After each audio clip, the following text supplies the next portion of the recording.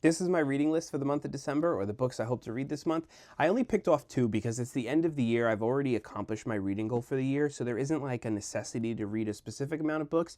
I kind of just want to coast through the end of the year, make sure I don't put myself back into a reading slump so I can start the new year off right. So I just grabbed two that I've contemplated reading throughout the year. The first is The Shining by Stephen King. I've picked this up multiple times, but I think it's ultimately good that I waited because it takes place in a snowy setting. So reading it in December is probably best. I've always enjoyed Stephen King, but for some reason his books have just been hitting different for me this year, so I'm very excited to get into another one.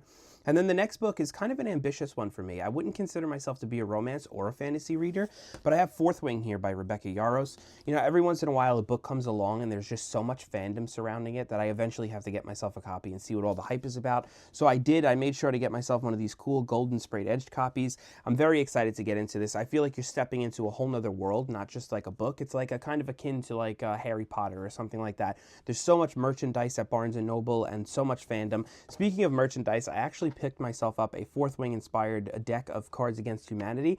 I bought this right after I bought the book because the majority of my friends have actually read this book already, so I thought this would be a great game to play once I finish the book and I know what I'm talking about. Great gift idea for the book lover in your life, or you if you're a fan of Fourth Wing with the holiday season coming up. Great gift idea. You can get one in the link below. So if you read any of these, let me know what you thought in the comments. If you think there's any books that I should be adding to my December reading list, let me know in the comments. And until then, I will see you guys soon.